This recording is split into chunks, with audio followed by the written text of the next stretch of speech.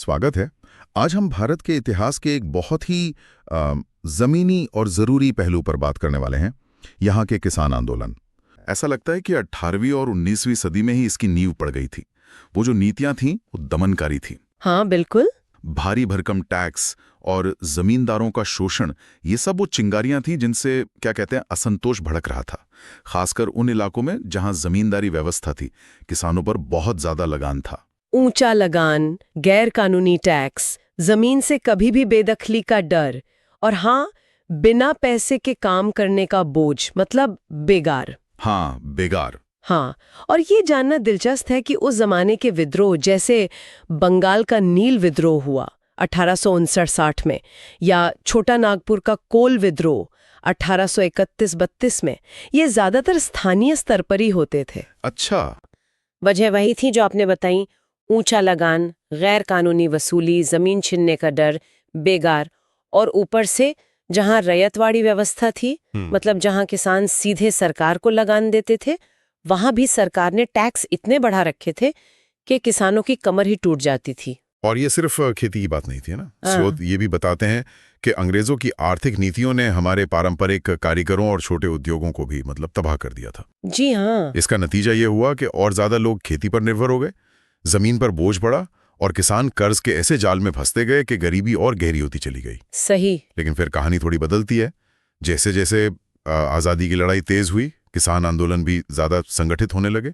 महात्मा गांधी जैसे नेताओं का और राष्ट्रवादी सोच का असर साफ दिखने लगा। यहीं पर चंपारण सत्याग्रह 1917, खेड़ा सत्याग्रह 1918 और बारदोली सत्याग्रह 1928 जैसे बड़े आंदोलन सामने आते हैं।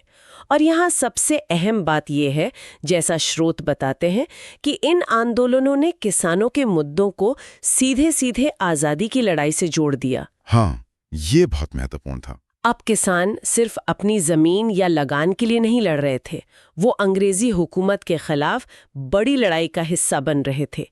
उनकी भूमिका लगातार अहम होती जा रही थी। फिर 20वीं सदी के मध्य में एक और मोड़ आता है। स्रोत इशारा करते हैं कि आंदोलनों का तेवर बदलने लगा, शायद थोड़ा ज्यादा उग्र। समाजवादी और साम्यवादी विचारधाराओं का असर बढ़ने लगा था। बिल्कुल। आंदोलन अब सिर्फ स्थानीय शिकायतों तक सीमित नहीं रहे, वो ज्यादा बड़े पैमाने पर फैल गए और उनकी मांगें भी ज्यादा बुनियादी बदलावों की थीं। जैसे तेभागा आंदोलन 1946-47, जिसमें बटाईदार किसानों ने 2/3 फसल पर अपना हक जताया। हाँ, तेभागा। तेलंगाना का वो हथियारबंद किसान विद्रोह 1946-51 और बाद में नक्सलबाड़ी, ये सब इसी बदलते तेवर के उदाहरण हैं। इनकी मुख्य मांगें थीं जमीन का सही बंटवारा, बटाईदारों को उनके अधिकार देना और सामंती शोषण का पूरी तरह खात्मा। और ये सिलसिला आज़ादी के बाद भी थमा नहीं। स्रोत बताते हैं कि बाद के आंदोलनों का फोकस खेती से जुड़े संकट, भूमि सुधारों के अधूरे वादों को पूरा करवाने और हाँ, बिचौलियों के शोषण को खत्म करने पर रहा। सही कहा। और इन विरोध प्रदर्शनों का असर भी हुआ है। कई बार सरकारों को अपनी खेती और आर्थिक नीतियों पर दोबारा सोचने और उनमें बदलाव करने के लिए मजबूर होना पड़ा। ये अपने आप में भारतीय किसानों की हिम्मत और उनके लगातार संघर्ष करने की ताकत का सबूत है। चलिए अब कुछ खास आंदोलनों पर थोड़ा और गहराई से नजर डालते हैं, जो स्रोतों में प्रमुखता से उभरे हैं। नील विद्रोह 1859-60 से शुरू करते हैं। ये शायद ब्रिटिश राज की शुरुआती बड़े किसान विद्रोह में से एक था। हाँ। बंगाल में अंग्रेज बागान मालिक किसानों पर जबरदस्ती अपनी खाने वाली फसलों की जगह नील उगाने का दबाव डालते थे और दाम भी कौड़ियों के भाव देते थे। और मुश्किल सिर्फ इतनी नहीं थी, नील उगाने से जमीन बंजर भी हो रही थी। किसानों ने जबरदस्त विरोध किया, नील की खेती करने से साफ इनकार कर दिया। यहाँ एक दिलचस्प बात जो स्रोत बताते हैं, वो है प्रेस और मिशनरियों का मिला समर्थन, खासकर हरीशचंद्र मुखर्जी का अखबार द हिंदू पैट्रियट। अच्छा। हाँ, उसने बंगाल के किसानों की तकलीफों को खुलकर छापा। और वो नाटक नील दर्पण दीनबंधु मित्रा ने 1860 में लिखा था। स्रोत बताते हैं कि इस नाटक ने किसानों पर हो रहे जुल्म को इतने असरदार तरीके से दिखाया कि हंगामा मच गया। कहते हैं ईस्ट इंडिया कंपनी इतनी घबरा गई कि उसने इस पे पाबंदी लगा दी। सोचिए, एक नाटक कितना ताकतवर हो सकता है। बिल्कुल। इस नाटक और बढ़ते विरोध के चलते आखिरकार सरकार को झुकना पड़ा। एक नील आयोग बनाया गया और नवंबर 1860 में आदेश जारी हुआ कि किसानों को नील उगाने के लिए मजबूर करना गैर कानूनी है। ये किसानों के लिए एक बहुत बड़ी जीत थी, जिसने दिखाया कि संगठित होकर लड़ने से क्या हासिल हो सकता है। इसके बाद दक्कन के दंगों 1875 का जिक्र आता है। ये महाराष्ट्र में मारवाड़ी और गुजराती साहूकारों के खिलाफ था। वहां रैयतवाड़ी व्यवस्था थी, मतलब किसान सीधे सरकार को लगान देते थे, जो पहले ही बहुत ज्यादा था। हाँ, और ऊपर से 1867 में लगान 50% और बढ़ा दिया गया। 50%। जी, किसानों की हालत खराब थी और वो साहूकारों के चंगुल में फंसते जा रहे थे। तो 1874 में उन्होंने एक अनोखा तरीका अपनाया, साहूकारों का सामाजिक बहिष्कार। उनकी दुकानों से सामान खरीदना बंद, उनके खेतों में काम करना बंद। अच्छा, ये सामाजिक बहिष्कार था। हाँ, यहाँ तक कि नाई, धोबी, मोची सबने उनका काम करने से मना कर दिया। ये बहिष्कार पूना, अहमदनगर, सोलापुर, सतारा सब जगह फैल गया। बाद में इसने थोड़ा हिंसक रूप भी लिया। साहूकारों के घरों दुकानों पर हमले हुए। हालांकि सरकार ने इसे दबा दिया था। हाँ, दबा तो दिया, लेकिन सरकार को भी समझ आया कि कुछ तो करना पड़ेगा। नतीजे में दक्कन कृषक राहत अधिनियम, डेक्कन एग्रीकल्चरिस्ट रिलीफ एक्ट 1879 पास हुआ। इससे किसानों को थोड़ी राहत मिली, खासकर कर्ज के मामलों में।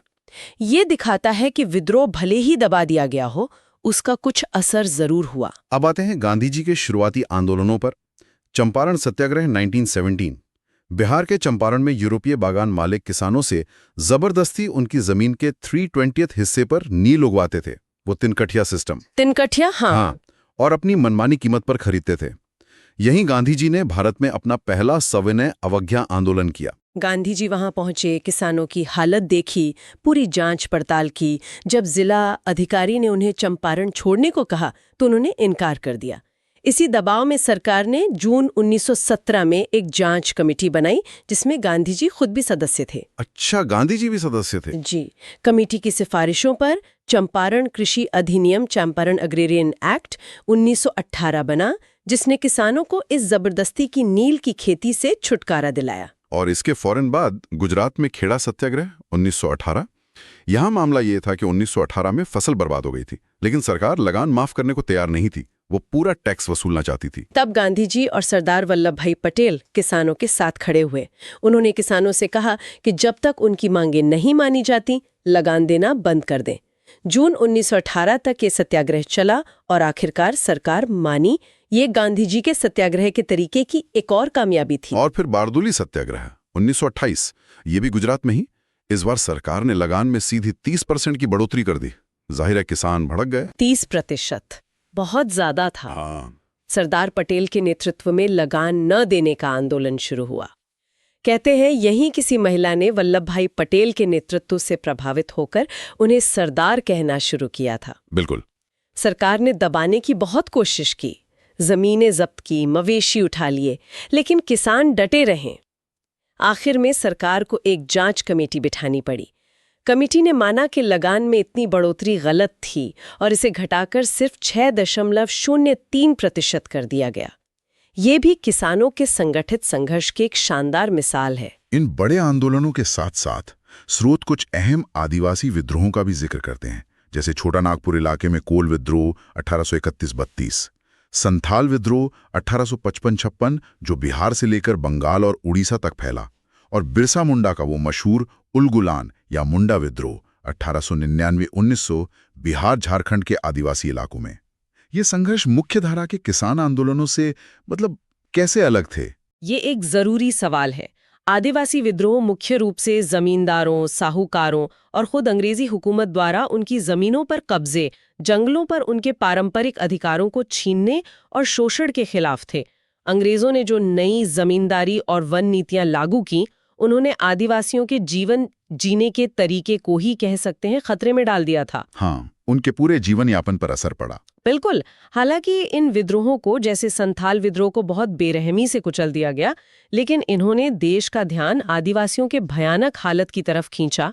मुंडा विद्रोह का एक अहम नतीजा था 1908 का छोटा नागपुर काश्तकारी अधिनियम, जिसने आदिवासियों के जमीन पर पारंपरिक अधिकार वो जो खुंडकट्टी कहलाता है, हाँ, खुंडकट्टी। उसको कुछ हद तक कानूनी मान्यता दी और उनकी जमीन को गैर आदिवासियों को बेचने पर रोक लगाई। तो अगर हम इन सभी आंदोलनों के कारणों और असर को समेटने की कोशिश करें, मोटे तौर पर कारण वही रहे, आर्थिक लूट, नाइंसाफी भरी जमीन और खेती की नीतियां। हाँ बिल्कुल। फिर आज़ादी की लड़ाई का जज्बा और गांधी जैसे नेताओं का असर, और बाद में समाजवादी और कम्युनिस्ट विचारों का फैलाव। और असर की बात करें तो इन आंदोलनों ने किसानों को जगाया, उन्हें अपने हकों के लिए लड़ना सिखाया, उन्हें ताकत दी, जमींदारी खत्म करने जैसे बड़े भूमि सुधारों की नींव रखी। अखिल भारतीय किसान सभा AIKs जैसे संगठन बने, जिसने 1936 से किसानों को राष्ट्रीय स्तर पर आवाज दी। हाँ, AIKs का बनना बहुत महत्वपूर्ण था। जी, इन्होंने आज़ादी की लड़ाई की दिशा तय करने में अहम भूमिका निभाई और सरकारों को किसानों के हक में नीतियां बनाने या बदलने पर मजबूर किया। स्रोतों में 19वीं और 20वीं सदी के आंदोलनों के बीच एक तुलना भी की गई है। ये समझना शायद जरूरी है कि वक्त के साथ ये आंदोलन कैसे बदले और विकसित हुए। हाँ, ये फर्क समझना जरूरी है। 19वीं सदी के आंदोलन जैसे नील विद्रोह या दक्कन के दंगे ज्यादातर फौरी आर्थिक मुद्दों पर केंद्रित थे। वो आमतौर पर किसी एक इलाके तक सीमित थे और उनका नेतृत्व भी काफी हद तक किसानों के हाथ में ही था। उनमें अंग्रेजी हुकूमत को उखाड़ फेंकने की सोच उतनी साफ नहीं थी। उनका मकसद अपनी खास शिकायतों को दूर करवाना था। कोई बड़े स्थायी संगठन भी नहीं थे उस वक्त। जबकि 20वीं सदी के आंदोलन जैसे चंपारण, खेड़ा, बारदोली से शुरू होकर वो सीधे सीधे आज़ादी की बड़ी लड़ाई का हिस्सा बन गए। बिल्कुल, 20वीं सदी के आंदोलन ज्यादा बड़े पैमाने पर फैले, कई बार पूरे देश को प्रभावित किया। इनका नेतृत्व सिर्फ किसानों ने नहीं, बल्कि कांग्रेस और बाद में कम्युनिस्ट नेताओं ने भी किया। किसानों में अंग्रेजी राज के खिलाफ चेतना साफ तौर पर नजर आती है। और जैसा हमने कहा, अखिल भारतीय किसान सभा जैसे बाकायदा संगठन बने, जिन्होंने किसानों को एकजुट करने और उनकी मांगों को उठाने में बड़ी भूमिका निभाई। स्रोत एक और दिलचस्प मोड़ की तरफ इशारा करते हैं। श्रमिक और किसान दलों, workers and pageants parties, WPP, खासकर 1925 के कानपुर कम्युनिस्ट कॉन्फ्रेंस के बाद ये तेजी से उभरे। ये WPP क्या थे और क्यों महत्वपूर्ण थे? WPP का बनना वाकई एक अहम पड़ाव था। ये पार्टियां कम्युनिस्टों की पहल पर अलग अलग प्रांतों में बनी, लेकिन ये सिर्फ कम्युनिस्ट पार्टी की आड़ नहीं थीं। स्रोत बताते हैं कि इन्हें मजदूरों, किसानों और छोटे मोटे नौकरी पेशा या कारोबारी लोगों, मतलब निम्न मध्यम वर्ग का एक मिला जुला मोर्चा माना गया। इनका मकसद था राष्ट्रीय लोकतांत्रिक क्रांति को आगे बढ़ाना, यानी अंग्रेजी राज से पूरी आज़ादी और उसके बाद जनता का राज कायम करना। तो बंगाल 1926, बॉम्बे 1927, राजपूताना 1927, पंजाब 1928 और संयुक्त प्रांत अब यूपी 1928, इन सब जगहों पर WPP बनी। इनका एलानिया मकसद था पूरी आज़ादी हासिल करना और देश के उत्पादन, वितरण और व्यापार के साधनों पर जनता का कंट्रोल स्थापित करना। इनकी रणनीति भी दिलचस्प थी। इन्होंने तय किया कि वे कांग्रेस के अंदर रहकर काम करेंगे, वहां एक वामपंथी यानी लेफ्ट विंग ग्रुप बनाएंगे और कांग्रेस पर दबाव डालेंगे कि वो पूरी आज़ादी के लिए लड़ें और साम्राज्यवाद के खिलाफ एक बड़ा मोर्चा बनाए। हाँ, कांग्रेस के अंदर रहकर। जी। मद्रास कांग्रेस 1927 में इन्होंने एक घोषणा पत्र भी बांटा, जिसमें मांग की गई कि देश का संविधान बनाने के लिए सभी बालिग नागरिकों के वोट से एक राष्ट्रीय संविधान सभा चुनी जाए। और इन्होंने साइमन कमीशन के बहिष्कार में भी बढ़ चढ़कर हिस्सा लिया। ये बात भी ध्यान देने लायक है कि इंकलाब जिंदाबाद का नारा, जो बाद में इतना मशहूर हुआ, पहली बार शायद कलकत्ता में जनवरी 1929 की एक WP रैली में ही बुलंद किया गया था। हाँ, ये संभव है। और बंगाल WP का एक दस्तावेज, एक कॉल टू एक्शन, मार्च-अप्रैल 1928 उस वक्त की सोच में एक बड़े बदलाव का संकेत देता है। साइमन कमीशन के विरोध और नेहरू रिपोर्ट, जो पूरी आज़ादी की बजाय डोमिनियन स्टेटस की बात कर रही थी। हाँ, नेहरू रिपोर्ट, उसके पृष्ठभूमि में इस दस्तावेज ने कहा कि अब पूंजीपति वर्ग यानी कांग्रेस का अमीर नेतृत्व आज़ादी की लड़ाई का नेतृत्व नहीं कर सकता। जरूरत है एक मजबूत, अनुशासित WPP की, जो कांग्रेस के ढुलमुल नेतृत्व की आलोचना करे और पूरी आज़ादी के लिए सीधी कार्रवाई का रास्ता अपनाए। इन्होंने नौजवानों को भी जोड़ने की कोशिश की। बंगाल में यंग कॉमरेड्स लीग बनी, पंजाब में नौजवान भारत सभा को साथ लिया, जिसके बनने में भगत सिंह जैसे क्रांतिकारियों का हाथ था। बिल्कुल। दिसंबर 1928 में कलकत्ता में सभी WPPs का एक अखिल भारतीय सम्मेलन हुआ। कहते हैं भगत सिंह भी इसमें गुप्त रूप से शामिल हुए थे। सम्मेलन ने पूरी आज़ादी, लोकतंत्र और जनता की आर्थिक, सामाजिक, राजनीतिक मुक्ति का लक्ष्य तय किया। जमींदारी खत्म करने और सांप्रदायिक संगठनों से दूर रहने का संकल्प लिया गया। लेकिन इस उभार के फौरन बाद अंग्रेज सरकार ने जोरदार हमला बोला। WPP और कम्युनिस्ट पार्टी के लगभग सभी बड़े नेताओं को गिरफ्तार कर लिया गया और उन पर वो मशहूर मेरठ षड्यंत्र केस चलाया गया। बताते हैं कि इन सभी किसान आंदोलनों का अध्ययन, खासकर जो लोग सिविल सेवा परीक्षा की तैयारी कर रहे हैं, उनके लिए बहुत जरूरी है।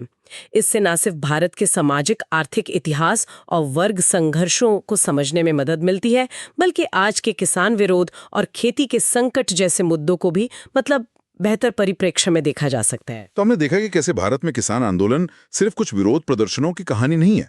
ये नाइंसाफी के खिलाफ एक लगातार चलने वाला, कई रूप बदलने वाला संघर्ष है, जिसने हमारे देश के इतिहास, समाज और राजनीति पर गहरी छाप छोड़ी है। अंग्रेजी राज के नील विद्रोह और आदिवासी लड़ाइयों से लेकर आजादी की लड़ाई के सत्याग्रहों तक। हाँ। और फिर आजादी के बाद भूमि सुधार की मांगों और WPP जैसे राजनीतिक प्रयोगों तक किसानों ने बार बार अपनी आवाज उठाई है। हाँ, और इन आंदोलनों ने न सिर्फ जमींदारी खत्म होने जैसे बड़े नीतिगत बदलावों में भूमिका निभाई, बल्कि किसानों को उनके हकों के प्रति जगाया और उन्हें संगठित भी किया।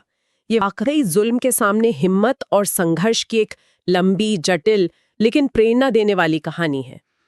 आज की इस पूरी बातचीत के बाद एक सवाल जहन में घूम रहा है।